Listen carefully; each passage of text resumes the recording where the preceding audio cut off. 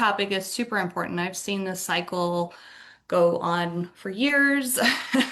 I've seen this cycle hit the very best trainers in the industry. And, I think it's time we kind of start looking at dog training through a different lens as far as what we can do for clients.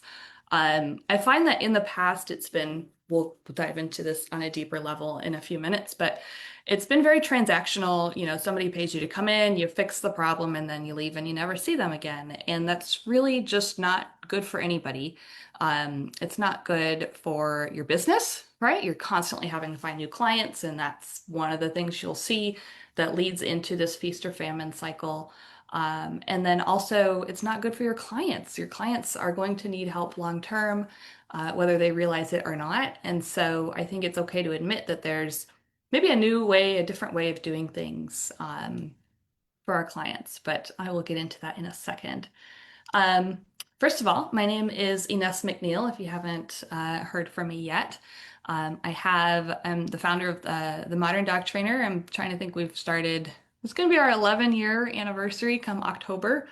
It started out as a blog where I really wanted to put everything out there that I had learned through trial and error, things that you traditionally can only learn from having a mentor in person. And I wanted to get that information out there for all of the trainers out there that didn't have the access to a mentor.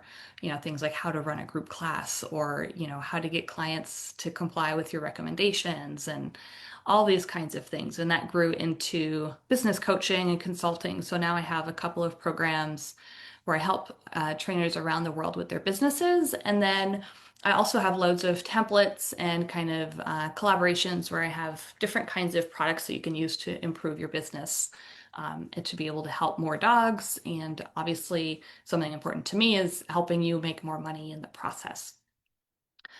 So for those of you that don't know, so those of you that have been here for a while might know this already, but I did start out as a dog lover, as many of you did.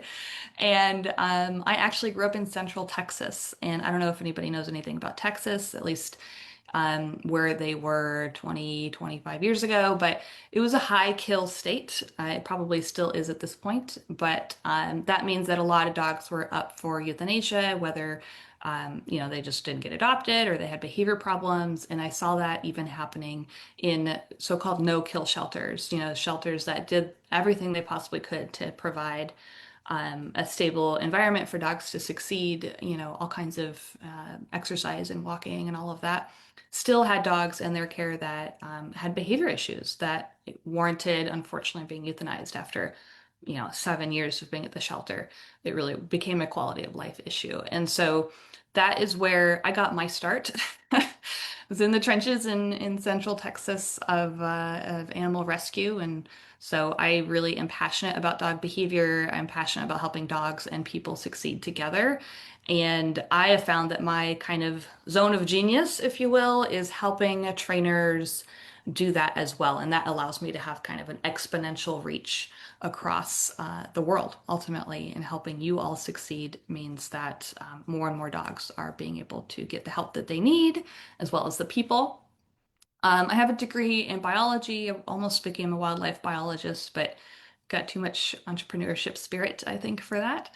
And then I am a crossover trainer, so I was not always a positive reinforcement-based trainer. I did start out using more forceful methods, and since then have many years ago transitioned to positive reinforcement-based training and science-based training, and I've never looked back. Really, I think if you're ever in the weeds with somebody that is considering, crossing over to positive reinforcement based training, what the light bulb moment was for me really was understanding dog behavior through a new lens. So calming signals really opened my eye up to really understanding the micro behavior that happens before big events. And I was never able to see another dog the same way again.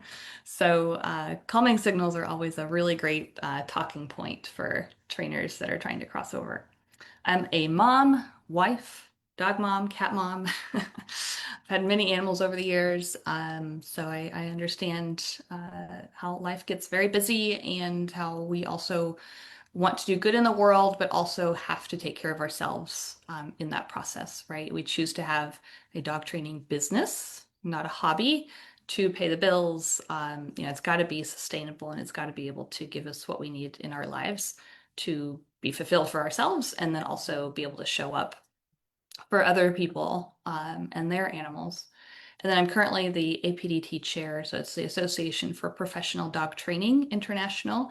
So even if you're not a dog trainer just yet, and you're considering maybe you're a pet sitter or a dog walker, and you're considering the training industry, we have new engagement levels as of last year that allows APDT partners to join. So that can be dog walkers, groomers, shelter staff, people that are not quite at the trainer level but want to learn more about training and behavior. So definitely check them out. We have a really great conference coming up in November in Richmond, Virginia. So I'll be there and hopefully I'll see a few guys there as well.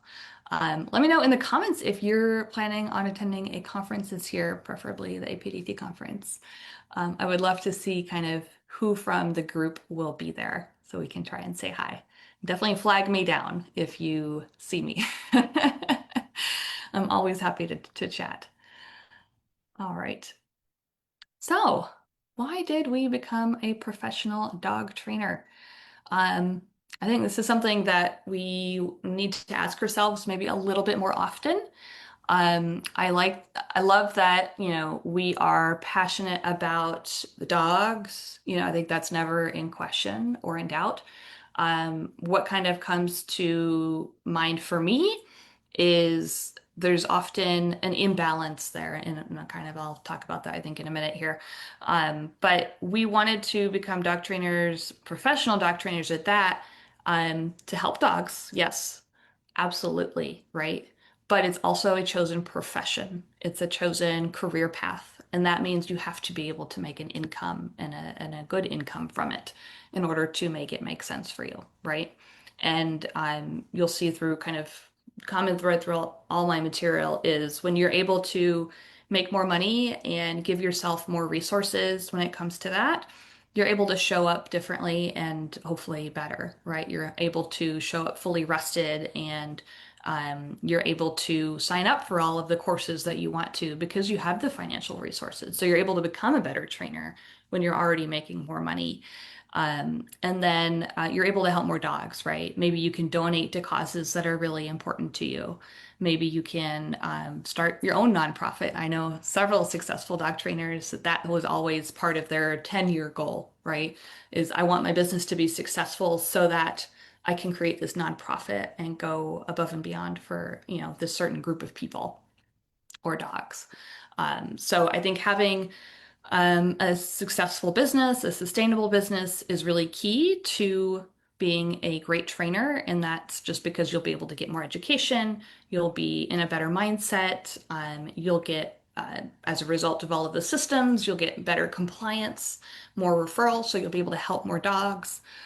So it's kind of like I see it as a snowball effect, right? When you take yourself seriously and choose to treat your work as, a real profession, a career, that, you should be treated as a professional, like. All right. So an analogy I've been working on recently or using recently is this thinking that your business is, you can consider your business to be your vehicle to getting to your vision, right? Let's say 10 years from now, you really want your community to be, mostly positive reinforcement based trainers. You really want clients to be positive reinforcement based clients, right? That's what they're using with their dogs. Um, you are maybe well known. You're asked to talk on the morning news in your local community for, to talk about dog events. I know today is International Dog Day. So, what if a year from now you could be asked to join the morning news show to talk about dogs and behavior and that kind of thing and what you do? So whatever that vision looks like, your business is the vehicle to getting you there, right? So you want to work on making sure you understand where you want to go, right? You have to have that final destination in mind, but you also need to understand that what you're building now is either going to get you there quickly.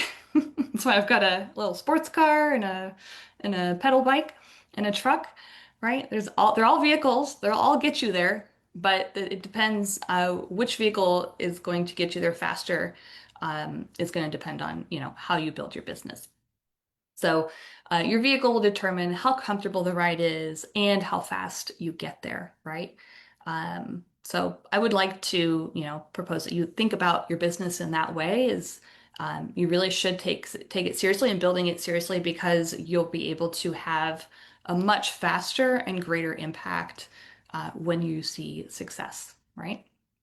So hopefully that makes sense. Let me know in the comments if this vehicle analogy helps kind of put all of that into perspective, and I will catch those in a minute when they pop up. Awesome. All right. Whoops, going too fast.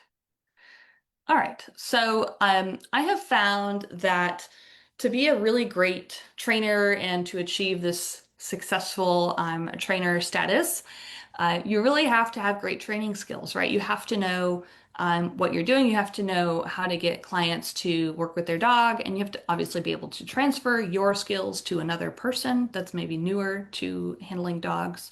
So you do need dog training skills, right? That said, you don't have to be the best dog trainer ever, but you do have to have some skills.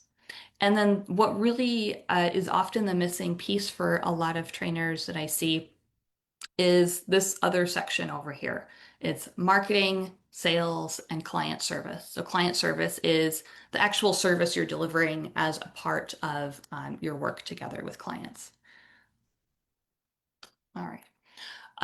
So I think that a lot of trainers, they invest a ton of time, maybe a little bit imbalanced on one side. I'll let you guess which side that is, through courses, through certifications, through conferences, through, time even. You could spend a lot of time in Facebook groups really learning about other people's experiences in training.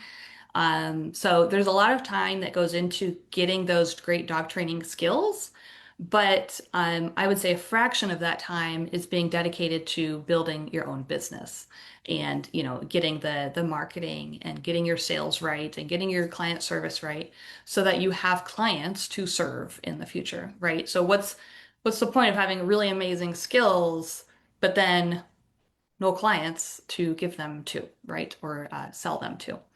So I want you guys to think about that as you're making choices in your decision making when it comes to where you're putting your time, where you're putting your money, and think about, is this balanced? Is it coming off a little bit one lopsided? Is one side heavier than the other? And I find that that really is happening quite a bit.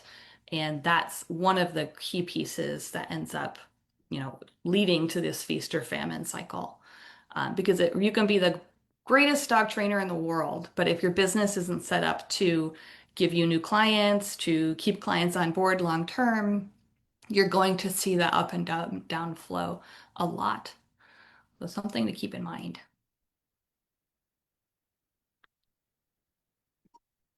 All right, I'm not seeing comments on my end. I hope there's some comments. Let me know if the car analogy made sense and if that kind of helped put things into perspective. I would love to know. And we'll see. Maybe they'll show up at the end. All right, so typical dog training business. This is the cycle that I see, and not just that I see, the one that I have fallen into myself as well. Okay, so don't feel like this is your thanks, Emily. Yes, we need a new car. I love it. I love it. Thank you, Jane. Um, so and this is what I went through myself, right? So I totally understand. I'm not coming here from a judging standpoint. This is exactly what, has been traditionally done in the dog training industry, right? So maybe a client finds the trainer on Google or their vet office, gives them a handout and they end up calling. The client signs up for some training. Maybe it's a 3 lesson package or one group class. And then the client concludes training and then we never see them again.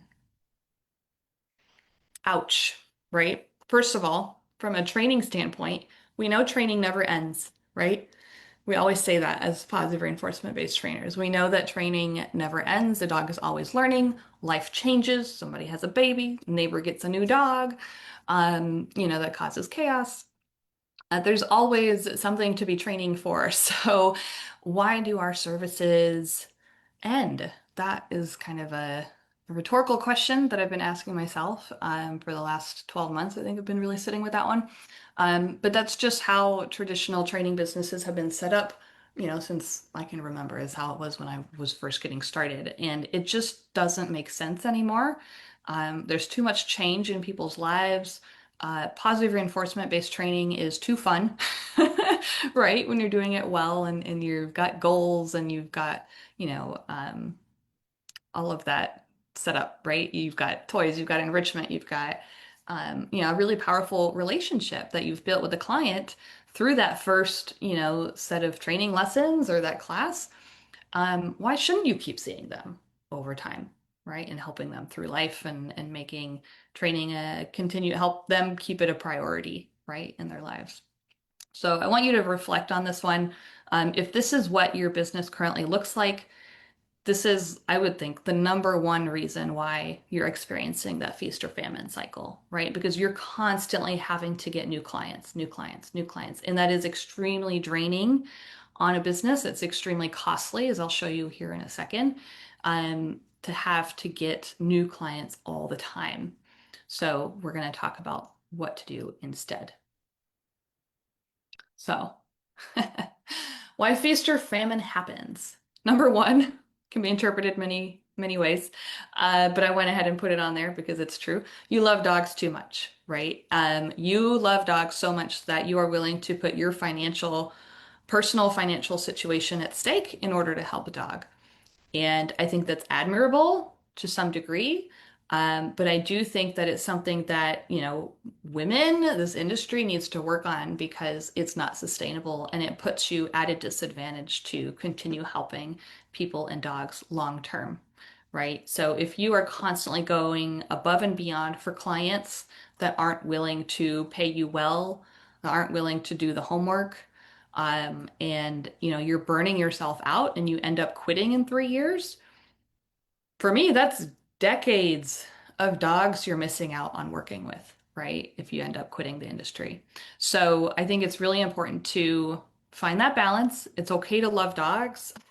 I love dogs, but there's no way that I would let a client um, put me in a situation where it would put my own personal finances in a detrimental state, right? Just because I wanted to help this dog so much.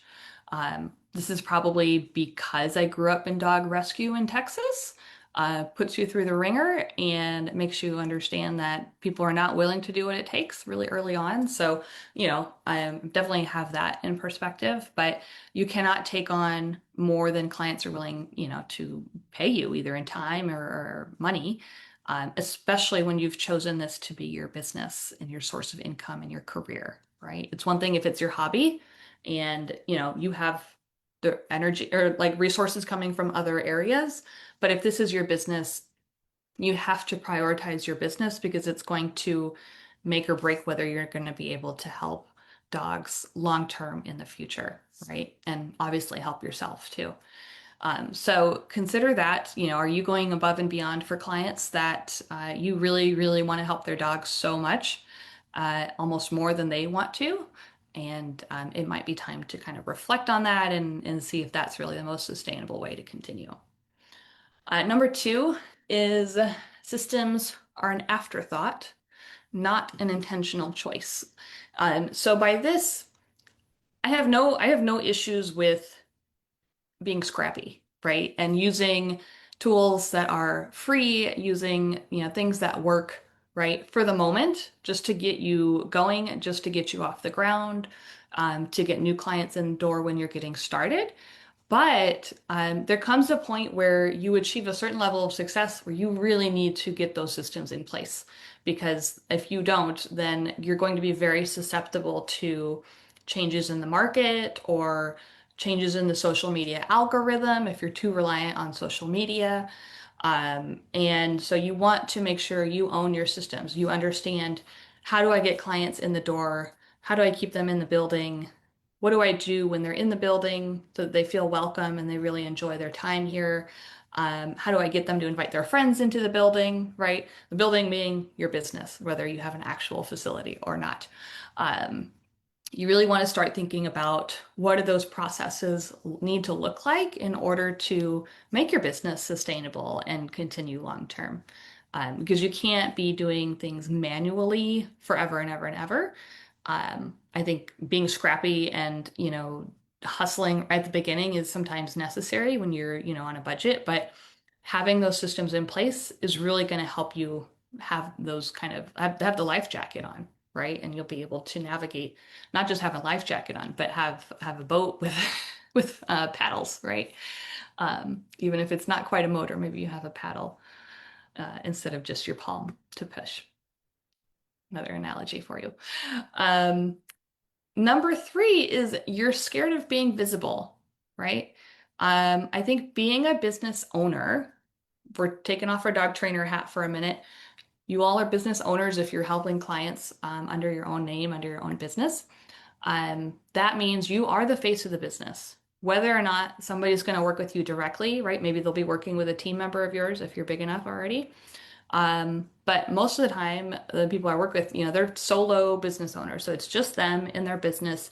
They are the marketing team, they are the CEO, they are the client service team. Um, and part of that is you also need to be visible. You need to be the face of the business. Nobody else is going to be you're like a bigger advocate than yourself when it comes to promoting your services and your business. And I think being scared of being visible is totally warranted. It's something I've talked about before in that, growing up, we're taught to kind of be quiet and don't speak unless spoken to. And sometimes being visible can mean being criticized or ashamed. Um, and so those are some deep feelings that you're going to have to work through as a business owner, unfortunately. So try and have a growth mindset around that. But the more you speak about your business and the amazing work that you're doing, the easier it's going to be. There's always going to be, new audiences that you might be nervous to speak in front of, but it's an important piece of making sure that you are getting the clients that you need, right? People have to know that you exist in order to buy your services. So that's another piece. Any of those so far resonate with you? Let me know in the comments, one, two, or three. Number four is related to kind of that traditional business model we were talking about earlier. It's selling time-bound services. This is selling three packages, three lessons per package, and it's $100 a lesson, so it's a $300 package, right? And the lessons are 60 minutes. This can be selling one session, one 60-minute session for $120, right? Tying anything to time or tying your prices to your time is going to give you an income ceiling. You won't be able to get beyond that unless you want to start charging $500 an hour. And I don't recommend you position yourself that way because there's a much, much better way to articulate your value than by time. Dog trainers, it doesn't really make sense, in my opinion, to charge by the hour. And that's because the better you get, maybe the less time it takes for you to achieve your results, right? The hours of time that it takes is completely irrelevant to the results that you're providing. So instead, awesome. Hi, Jennifer.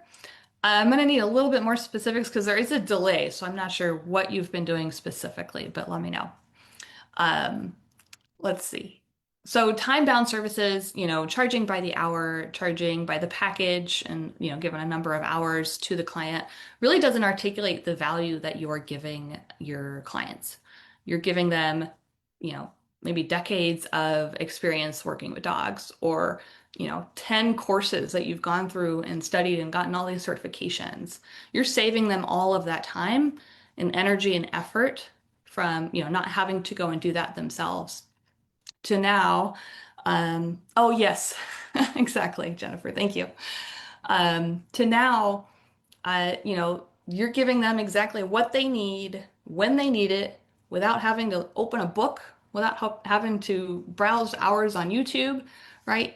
They're looking when they hire a professional to come in and tell them exactly what to do with their dog, they're paying for the ultimate convenience, right? Think what just came to mind is let's say you hired a private chef to come and teach you how to cook your favorite meals.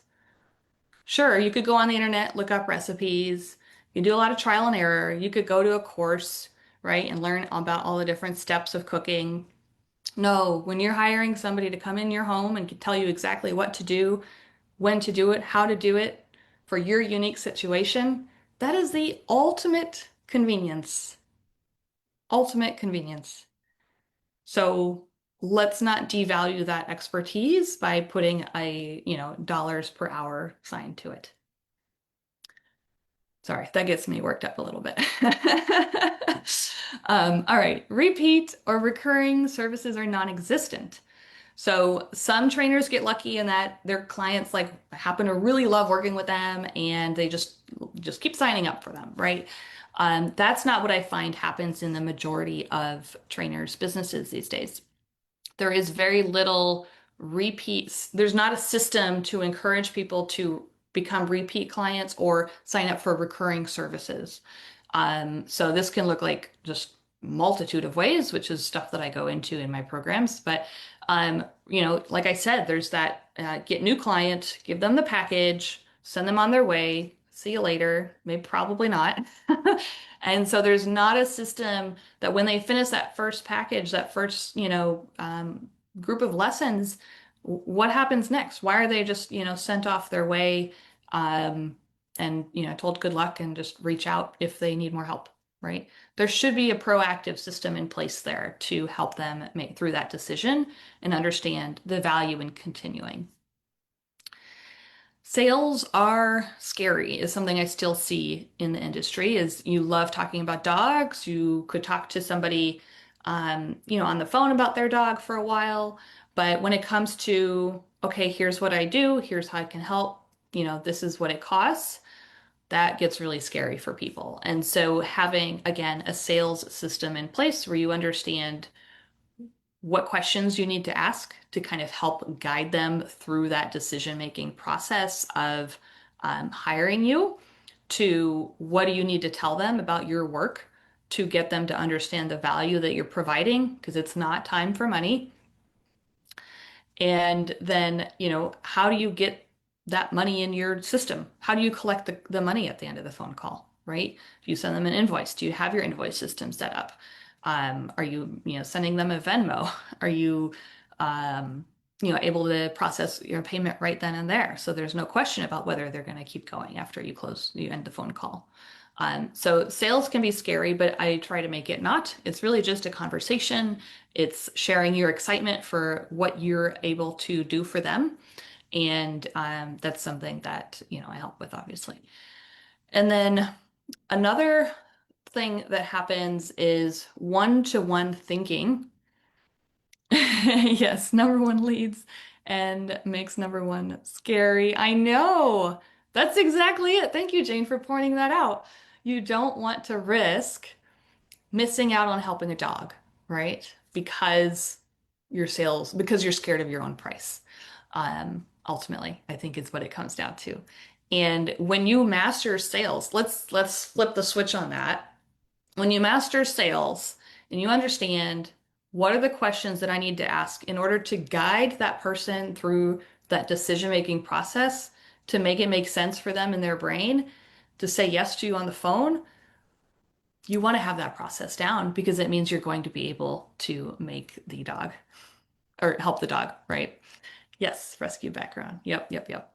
So if you see your business again as that vehicle to being able to help that dog, you want to make sure it's a really good vehicle, right? You don't want to miss the turn. You don't want to miss the exit, and miss being able to help that dog. So make your business as smooth and as, simple and streamlined as possible so that you get as many people in the door as you can, um, in a way that's going to, make it make sense financially for you. Oh, Anik, I'm glad you mentioned that. I'm about to dive into some statistics on that one. Yep. So one-to-one thinking instead of one-to-many thinking. When you're talking to somebody on the phone, you're thinking about their one situation. Um, but also what happens is you kind of get pigeonholed into that one situation. So what I help people go through is, how do I explain my services in a way that makes sense to many people, not just that one person, right? You don't want to be recreating the wheel every time you talk to somebody about becoming a potential client. So one is how do you make your sales kind of more of a system that you can repeat easily, it's going to work. And then number two, again, to kind of pulling back to this feast or famine cycle and why it happens is, think about how you can not pivot, but expand to one-to-many thinking. So what if you had the opportunity to work with 25 people next week? Would your systems be able to handle that? Would you have the time? Would you have the capacity, right? And if not, let's explore why, because I think you should be able to do that if you have the right systems and the right programs in place. And I don't necessarily mean group classes, right? That doesn't necessarily mean group classes. I like to think outside the box in using, different tools that we have access to now on the internet to scale the work that we can provide people and the expertise we can share with people. Um, so think about what would it take to go from one-to-one services to one-to-many and kind of expanding your capacity. It's kind of a big picture thinking question for you. Oh my goodness. All right. Water break. Okay, so back to this marketing, sales, and then client service side of things.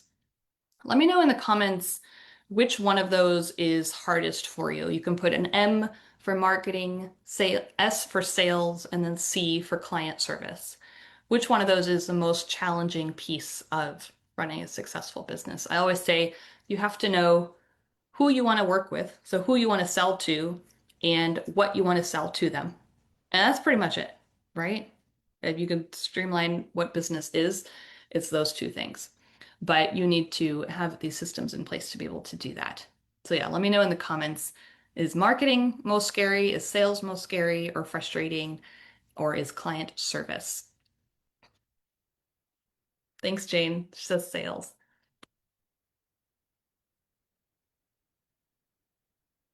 Marketing. They're closely related, but they're so different.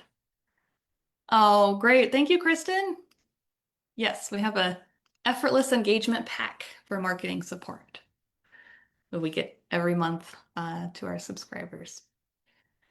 And then Emily says, when I like the client, I have a hard time telling my prices. When the client is more difficult, it's very easy. I love it. Yeah, it's because we have that fear of missing out almost, right? You would miss out on being able to help that person. Yes. Yeah. Not being able to help people if they reach out because of so many. Good. Marketing. Yep. Those are really, really common questions or responses for trainers. So I like to think of marketing as, oh, here we go. Do you know where your clients are, how to get in front of them? Are you getting in front of them? And then how are you capturing their information? That last piece is like the KPI, the key performance indicator of any marketing efforts, right? Are you actually capturing their information? Because if you don't, if you just have a large following on social media, well, unfortunately, Facebook, Instagram, TikTok can just shut down your account anytime they want. So you don't actually own the contact information of those people that love you and follow you. So your goal with any marketing effort, whether it's a booth at an event, whether it's your social media following, or, well, I don't know, a handout at a vet clinic, get people's contact information, get their emails, and put them on your list, right? That is the best way to measure the success of your marketing. So if you're wondering, is my marketing works? Does it work? How do I know if it's working? That would be my recommendation is, are you growing your contact list? Sales is, do you know what your clients want to buy? Because it's not hours of your time just to hang out with you. Sorry, you may be the most fun person in the world, but when they're hiring a trainer, they're looking for some sort of result. They want relief from something, whether it's a crazy puppy, maybe they want to avoid having the chaos to begin with. Maybe they need a pathway to get some relief off of away from the training. Nice. Great. So, Kristen, it sounds like you have some freebies on your website for clients to opt into. That's brilliant. I love that. Very good.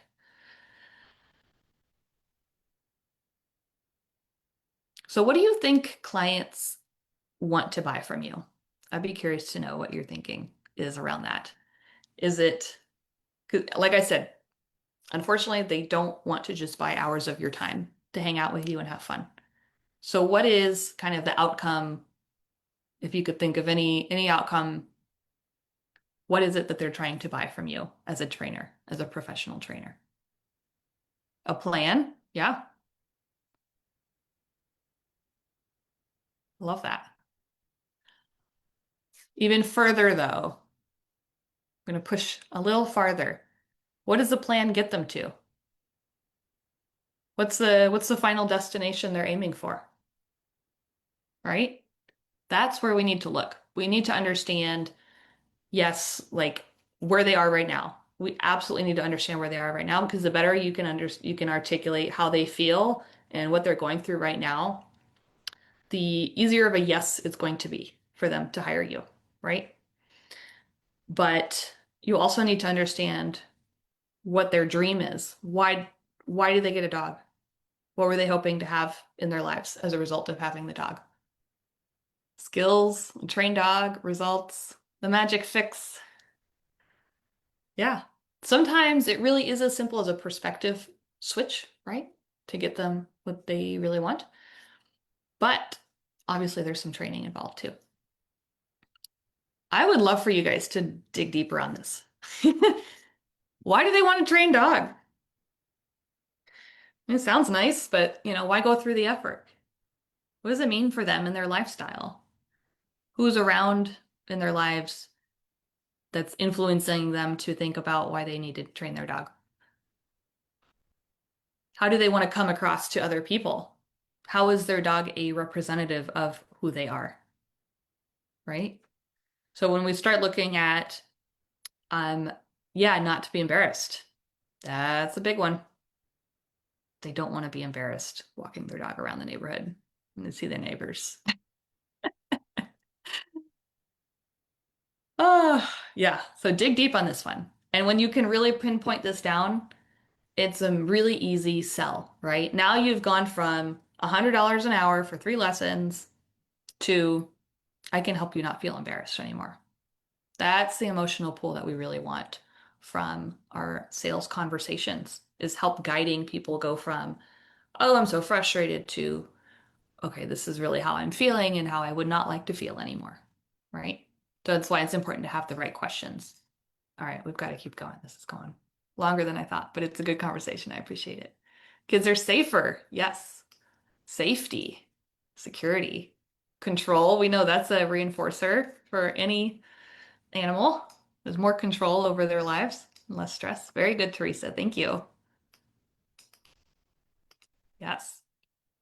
So for client service, which I think is often a little bit of an afterthought for most businesses, not just trainers, but also, what makes your clients go, wow, that was great, right? Is there some intentionality in your business that helps generate that reaction from clients? And if not, what could you do, right, to make them go, wow?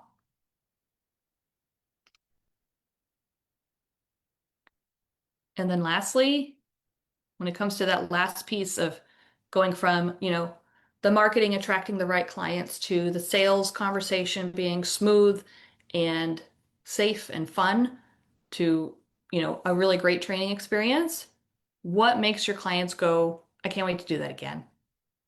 Or I can't wait to invite my friend to this class. I'll send everybody I know. This is amazing, right?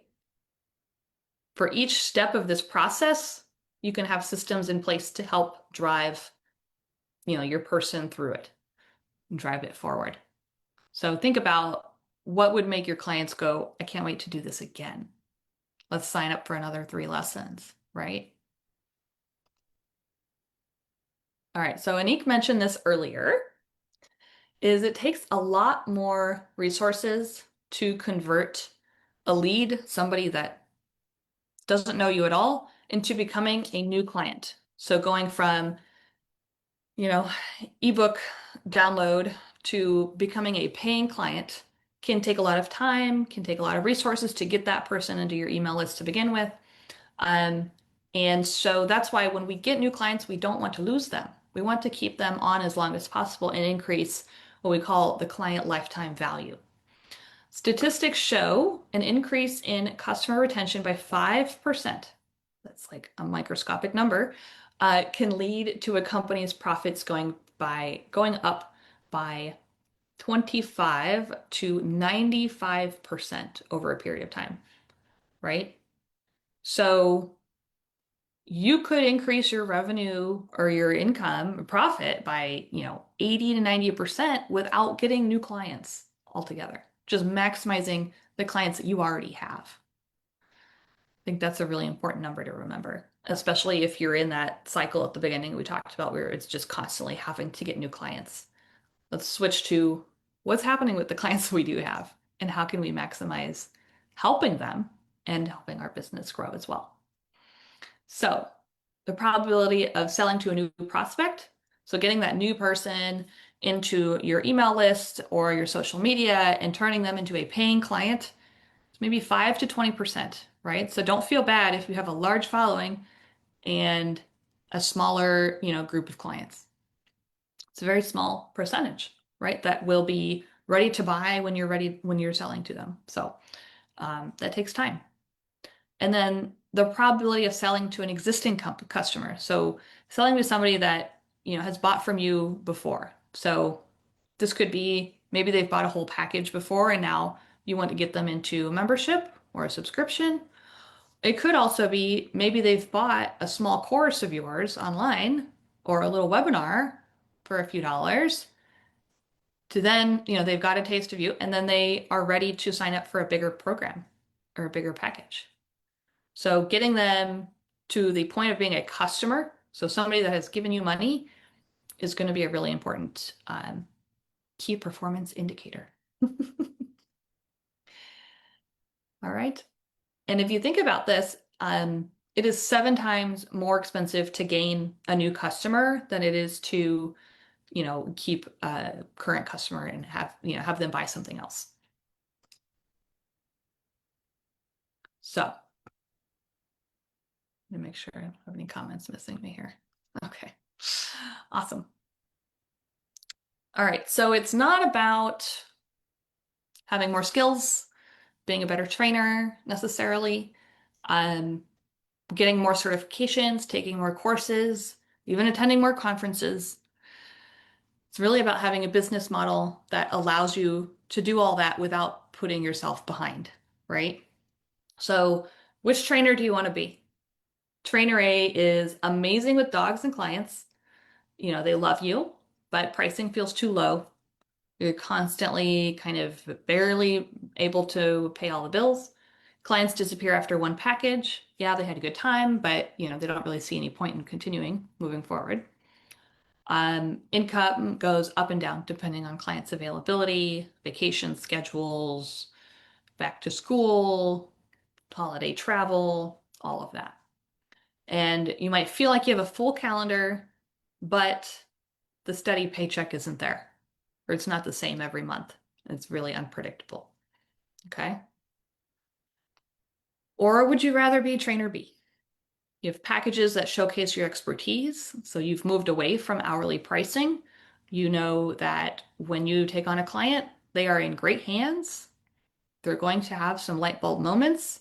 They're going to be in a better place after having worked with you. You are confident in your pricing. You can say it with ease, even when you know what's at stake, because you really see and understand the value that you're providing a client. Clients who stick around month after month, because they love working with you. They love the training experience. They love you know, having this as a consistent priority in their life. They see the value and experience it, and it brings joy, right? I think that's something that's really unique about having being a positive reinforcement-based trainer is that your training style is inherently a joyful experience, right? As much as possible. And then a business that supports your life. So maybe you're able to get a good car, right? That's not going to break down every other month. Maybe you can move from an apartment to a house for the dogs that you have. Maybe you can take a trip. Maybe you can go to a conference for a week and it not be completely devastating to your business, right? I like collecting certifications. I'm sorry to call you out on that. Sorry, not sorry. I know, Jane. Everybody does. There are trainers out there making 30, $40,000 that are still getting certification after certification, right? In that case, it it's not detrimental to their finances, right? But they focus on growing their business first, and then they can go and collect. Then they have permission, right? Then they have my permission to go and do all the certifications, as long as it doesn't run them ragged, right? Yeah, it is imposter syndrome. It is a space like getting a certification. It's not as much of a area of growth, right? Like it's comfortable, it's familiar. We love dog training. It's nerdy, it's fun, right? So it doesn't really expect us or have us get out of our comfort zone. It doesn't make us go be visible. It doesn't make us go talk to strangers. So it doesn't make you uncomfortable in that way. And so it's a what I like to call productive procrastination, right? Thank you for sharing. It's super, super common. All right. So feast to famine. How do we get from feast or famine to predictable growth? We'll try and wrap this up before the end of the hour. So right now, every month feels like you're starting at $0. There's nothing guaranteed that's going to be coming in. Pricing feels wobbly and kind of undercuts your value. Your offers are scattered or unclear, so people don't really know how you work or how to work with you. They don't know what to buy. Um, Things may be awkward or stressful in sales conversations, and you feel like you're constantly hustling to get the next client, right? Very, very common. What we do together, right, as a team, we work on retention strategies that keep clients long term. So, what is it that's going to take a client go from that one-time package to working with you over time and growing that client lifetime value for your business? Confident pricing that is backed by just simple psychology, right? It's not a revolutionary script, but it is a very intentional process that you want to go through in order to help people come to the right decision for them. And then clear professional packages that clients instantly understand. They know that they're not just paying for time with you, they're actually working towards a goal. Word for word solutions that make it an easy yes to work with you. And then a business model that builds sustainability month after month. So, how are all your systems really coming together to grow your business? Oh, my picture's not showing up. That was a good picture too. All right. Well, thanks, Canva. I am launching a September program called Clarity and Clients Lab. So it's really going to be a space where we're turning your dog training business into a predictable professional operation with clear packages, confident pricing, and clients to stick around. It's only going to be 4 weeks, so it's not like a 6 month thing that you've got to, commit to. It's going to be it's going to be focused on decisions, not content. So material is going to be short and sweet, so you can really make the decisions for your business that make the most sense for you. And really, it's going to address those three primary areas. So make sure that your marketing and sales systems are in place so that you can maximize every new contact that you get and convert as many of those as possible into being paying clients. It's gonna then maximize those clients into being recurring clients. So we'll look at different options for you. Everybody's going to be different. And that's because, some people are going to want to have online courses. Some people are going to want to have in-person meetups, right? So that kind of retention retention design is going to be different for each person. And then the September cohort only is going to get my plug and play revenue forecast calculator. So this is like one of my most favorite things. I use it for myself as well. So I can see how many of each program or each package I need to sell in order to make my revenue goals over, the period of the year, right? And that really helps with planning. Oh, okay, on this month, I need to sell this many of this package. So, I can then back up and say, okay, these 3 weeks I need to be promoting XYZ, right, in order to get to that. So it really, really helps with planning. And that's something you keep with you forever and use over and over as much as you want. But that's going to be only for the September cohort. So I'm sad my picture's not showing up, but we start September 8th, and it's going to be 4 weeks hands-on, high touch. I'll be reviewing your packages, your pricing, whatever you want me to review, honestly. And we have 2 calls scheduled for kind of just a general Q&A. So the majority of the materials will be pre-recorded. It'll be really short videos or worksheets so you can kind of work through. Again, my priority is decisions, not content, right? We get stuck in learning and then it just gets overwhelming and we don't know where to start. And I want to just wipe the slate clean and start with, okay, here are the decisions we need to make during our time together. Here's the information you need to know in order to make an educated decision for your business. And then let's go. Let's do it. Right? So you'll be able to connect with me directly and make those decisions quickly for yourself. And it's limited to 7 trainers just because I won't have the capacity to help more than that many people at one time. So if this is something that is interesting to you and you want to talk more about it, we can chat about it. I'm going to put the link to the form here so you can apply.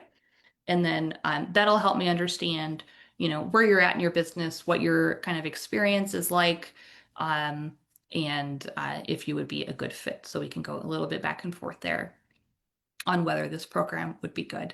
But I'm really, really excited about this. I think it's going to be kind of a breakthrough program. It's called Clarity and Clients Lab.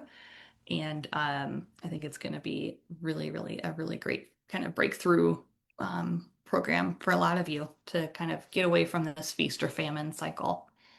So let me know if you have any questions in the comments. Did all of this make sense? Did you want me to go back through on any particular slide or point? I'm happy to. And I really appreciate everybody's comments today. It was really, really awesome. It helps me know that I'm speaking to somebody out there instead of just my computer. Awesome. Let me see if there's any comments. Um, so sad my picture's not showing up. Thanks, Canva. Let's see if I can get that to pop up.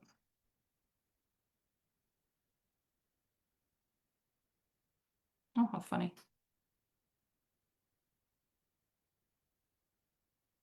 Oh well, what are you gonna do? I will copy and paste this into the chat as well.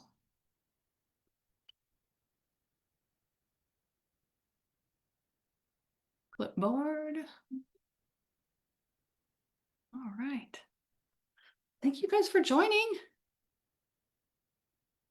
See if this picture gets in the chat.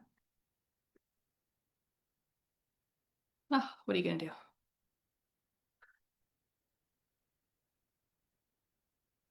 Thank you guys. Thanks, Jane. Thanks, Emily, Kristen. So good to see you guys. Thank you for joining. And if you're catching the replay, definitely check the links in the description. I know we'll be putting the link to the application in there as well. All right. So feel free to message me as well directly. I will be online today, here and there, between meetings. And you'll be hearing, if you're on the email list, you'll be hearing a lot more about this over the next few days as we get our 7 spots filled and onboarded. And I'm excited. I'm excited to help you guys on a deeper level. Susan, that's something we will talk about. If it's something you want to join, we can definitely talk about that as part of that conversation.